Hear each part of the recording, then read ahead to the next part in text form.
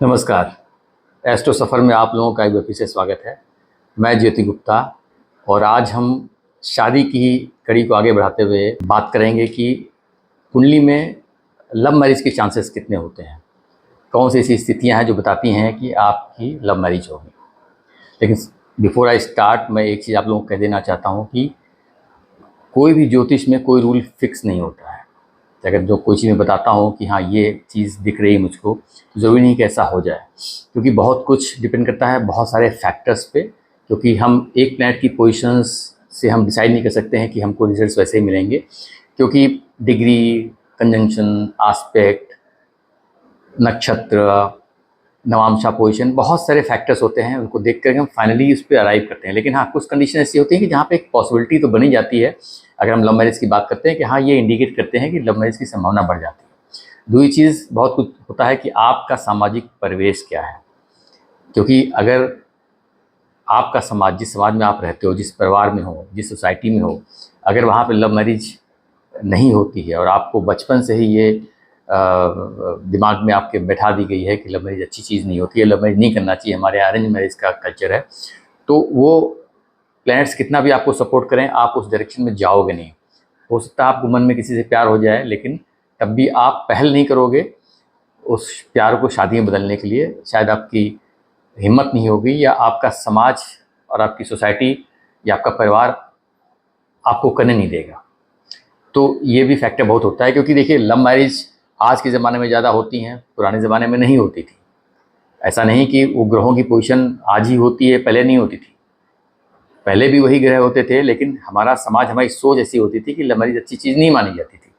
बहुत रेयर लोग करते थे। मेट्रोज़ में जो पढ़े लिखे लोग हैं ज़्यादातर वो करते थे, और बाकी जगह लव मैरिजेज़ नहीं होती थी। लव ज़रूर होते थे, मैरिजेज़ नहीं होती थी। तो इस चीज़ का ध्यान रखिएगा। तो बात करते हैं कि लव मैरिज की कुंडली में चांसेस क्या बनते हैं। तो सबसे पहले हमको इस जानने की ज़रूरत है कि लव का और मैरिज का हाउस कौन सा होता है। देखिए कुंडली में जो 5वां स्थान होता है वो लव को दिखाता है, रोमांस को दिखाता है। और 7वां स्थान जो होता है हमारे स्पाउस को रिप्रेजेंट करता है, हमारी सेक्सुअल एक्टिविटी को रिप्रेजेंट करता है। क्योंकि सेक्सुअल एक्टिविटी का हाउस होता है, इसलिए वो स्पाउस का भी होता है। क्योंकि हमारे कल्चर में हम सेक्सुअली तभी एक्टिव होते हैं जब हमारी शादी होती है, तो वो शादी का घर होता है। और चूंकि वो पार्टनर अपोजिट सेक्स की बात करता है, या कोई भी जो अपोजिट आपसे होता है, वो 7th हाउस होता है। तो अपोजिट में अपोजिट सेक्स भी हो गया, या जिससे भी हम लाइफ में डील करते हैं, वो 7th हाउस हो जाता है। तो 5वां हाउस, 7वां हाउस, ये दोनों इंपॉर्टेंट हो जाते हैं लव मैरिज के लिए। दूसरा, दो जो इम्पोर्टेंट ग्रह होते हैं जो लव मैरिज को ज़्यादा संभावना दिखाते हैं, एक चंद्रमा होता है और एक शुक्र होता है। चंद्रमा हमारे मन का कारक होता है, और शुक्र जो है लव रोमांस का कारक होता है। तो इन दोनों की पोजीशन बहुत इंपॉर्टेंट हो जाती है कुंडली में देखने के लिए कि लव मैरिज के चांसेस कितने हैं।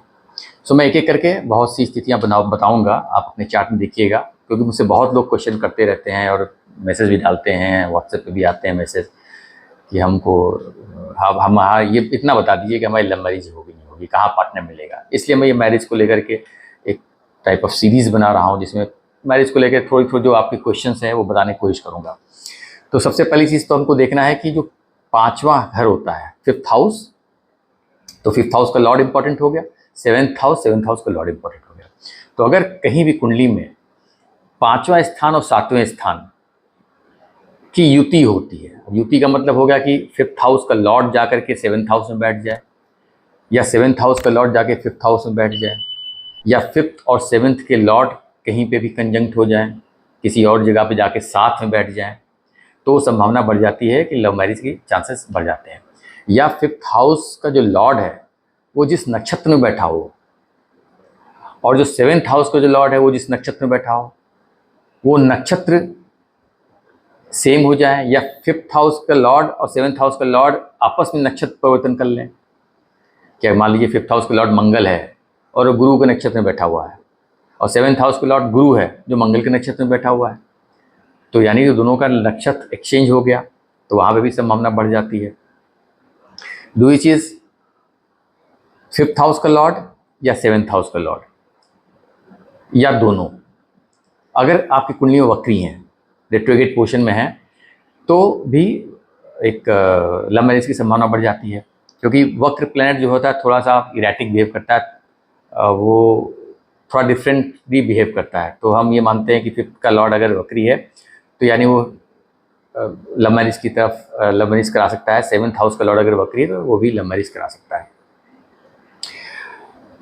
दूसरी चीज़, जैसे बताया मून और वीनस की हम पोजीशन देखते हैं, तो मून और वीनस, क्योंकि वो मून मन का कारक होता है, वीनस लव रोमांस का कारक होता है, तो दोनों अगर आपस में रिश्ते बना लेते हैं तो आदमी का स्वभाव से वो काफ़ी रोमांटिक रहता है, तो वहाँ पे लव मैरिज के चांसेस बढ़ जाते हैं, क्योंकि आपके मन में रोमांस बढ़ गया। जब मून वीनस साथ में, या तो साथ में बैठे हों या एक्सचेंज योग में हो।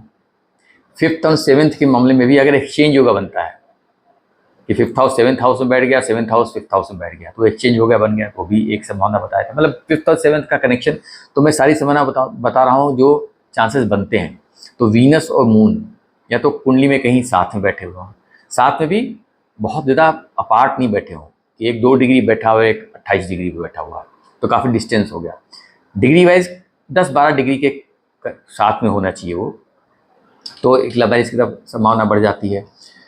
फिर उसके बाद अगर वो एक दूसरे की राशि में बैठे हैं, एक्सचेंज योगा बना रहे हैं, तब भी जो है लव मैरिज की संभावना बढ़ जाती है। या वीनस चंद्रमा के नक्षत्र में बैठा हो, चंद्रमा वीनस के नक्षत्र में बैठा हो, तब भी एक लव मैरिज की संभावना बढ़ जाती हो। या वीनस और मून आपस में एक दूसरे को देख रहे हैं, आस्पेक्ट कर रहे हैं, तब भी लव मैरिज की संभावना बढ़ जाती है।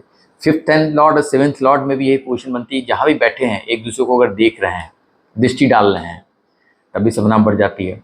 तो 5th और 7th का संबंध बनना और वीनस मून का संबंध बनना जो है लव मैरिज की तरफ इंडिकेशन देता है कि लव मैरिज के चांसेस ज़्यादा है। इसके अलावा शुक्र जो है, वीनस अगर 7th हाउस में बैठ गया है, 7th हाउस का कारक शुक्र होता है, शुक्र वहीं बैठ गया हो। मंगल जो है एक दूसरा प्लैनेट होता है जो हमारी सेक्सुअल एनर्जी को दिखाता है। सो मंगल वीनस को अगर आस्पेक्ट कर देता है 7th हाउस पे, 7th लॉर्ड पे, तब भी जो है आदमी की लव मैरिज हो जाती है, क्योंकि सीधी सी बात है, आपका रोमांस का लेवल ज़्यादा बढ़ जाता है, आपकी सेक्सुअलिटी ज़्यादा बढ़ जाती है। तो ऐसे लोग भी जो है लव मैरिज की तरफ चले जाते हैं, क्योंकि एनर्जी ज़्यादा रहती है तो अट्रैक्ट होते हैं अपोजिट सेक्स की तरफ। जब अट्रैक्ट ज़्यादा आप हो गए तो वहाँ पे चांसेस बढ़ जाते हैं लव मैरिज के।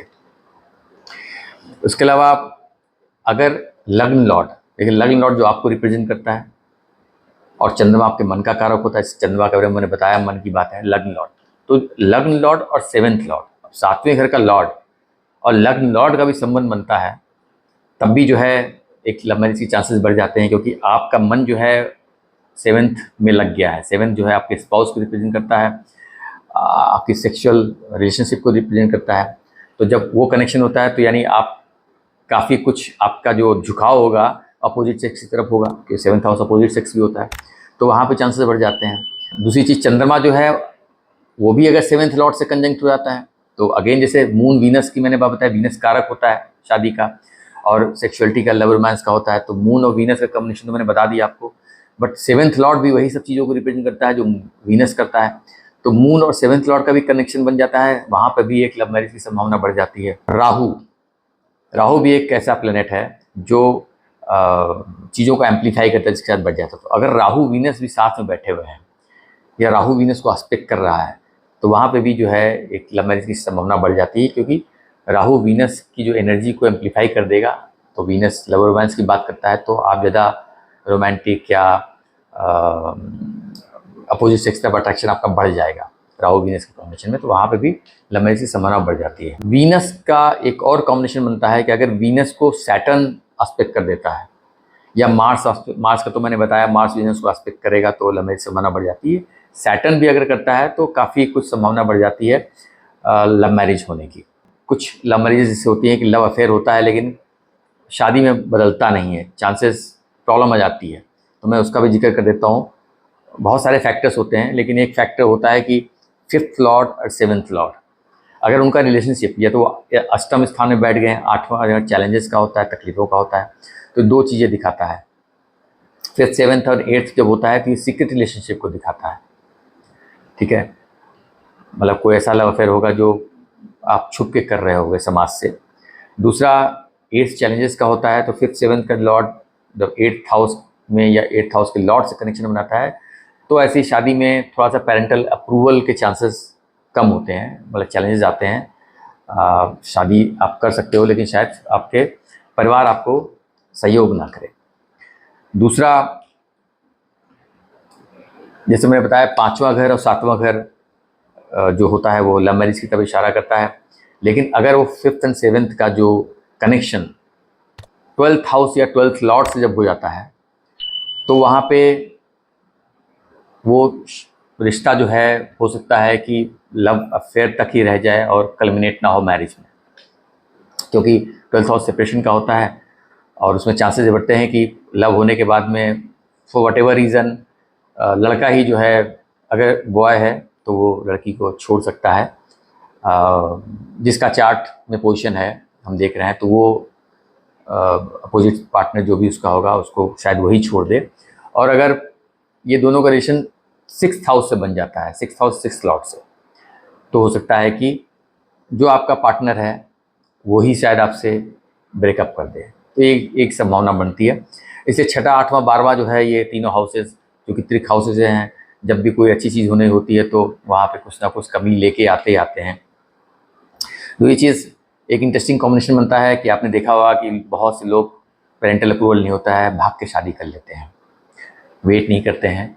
सो वो कॉम्बिनेशन जब बनता है तो आप समझ लीजिए कि मंगल, राहु और वीनस, अगर ये तीनों प्लेनेट आपके 5th हाउस से, 7th हाउस से, 8th हाउस से, 11th हाउस से या 12th हाउस से रिलेशन बनाते हैं, तो वहाँ पे एक संभावना बन जाती है कि आप लोग शायद भाग के शादी करोगे। और भाग की शादी तभी होती है जब या तो लड़की का या लड़के का परिवार जो है सपोर्ट नहीं करता है शादी के लिए, तो संभावना बढ़ जाती है। क्योंकि मंगल आपको आपकी ऊर्जा को बढ़ाता है, सेक्सुअल एनर्जी को बढ़ा देता है, और राहु आपको बहका देता है, और राहु एक क्रिमिनल है, गुंडा है। तो लव मैरिज के चांसेस होते हैं, तो राहु बोलेगा कि चलो किसी की मर्जी नहीं है लेकिन शादी तो करनी है, तो वो आपको उस राह पे ले जाता है। तो एक ये भी संभावना बनती है। बट जितनी चीज़ें मैंने बताई हैं, हमेशा देखिए कि जो भी कॉम्बिनेशन बन रहा है उस अफ्लिक्शन से बहुत ज़्यादा नहीं है, क्योंकि यही शनि जो वीनस को देख लेता है तो लव मैरिज की तरफ इशारा करता है।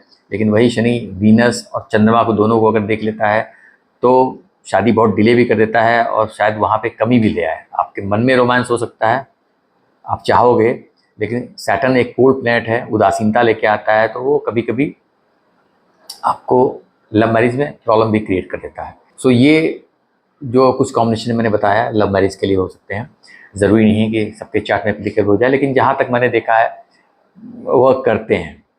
क्योंकि आई कीप स्टडिंग चार्ट, तो जहाँ पे मुझे संभावना दिखती है। और आज का समाज थोड़ा चेंज हो रहा है, लव मैरिज ज़्यादा हो रही हैं, पेरेंट्स भी चाहते हैं कि बच्चे अपनी पसंद से कोई पसंद कर लें तो अच्छी बात है। But there are certain people also जो इस चीज़ को अपोज करते हैं। बट अल्टीमेटली अगर बच्चों के चार्ट में या बच्चों की खुशी के लिए पेरेंट्स चाहते हैं तो उसके लिए एग्री भी हो जाते हैं। सो उम्मीद करता हूँ आपको वीडियो अच्छा लगा होगा। कमेंट से मुझे ज़रूर बताइए। जो अनमैरिड हैं ऑब्वियसली वो देखेंगे, लेकिन जो मैरिड लोग भी अगर वीडियो को देख रहे हैं तो आप अपने चार्ट में देखिए और बताइए, अगर आपकी लव मैरिज हुई है तो क्या जो मैंने चीज़ें बताई हैं वो संभावना वहाँ बन रही थी कि नहीं बन रही थी। और मैरिज रिलेशनशिप को लेकर के मैं आगे वीडियो बनाता रहूँगा, चैलेंजेस को लेकर के जो भी पॉसिबिलिटी दिखती है, लेकिन उसको कभी भी बहुत ज़्यादा फेस वैल्यू मत लीजिएगा आप, क्योंकि बहुत कुछ डिपेंड करता है आपकी अपनी एनर्जी पे। ज़रूरी नहीं कि जो चीज़ें बता रहा हूँ कि ऐसा होगा तो वैसा ही हो जाएगा, बहुत सारे फैक्टर्स होते हैं। सो मिलते हैं किसी नए वीडियो में किसी नए टॉपिक के साथ में, तब तक के लिए नमस्कार।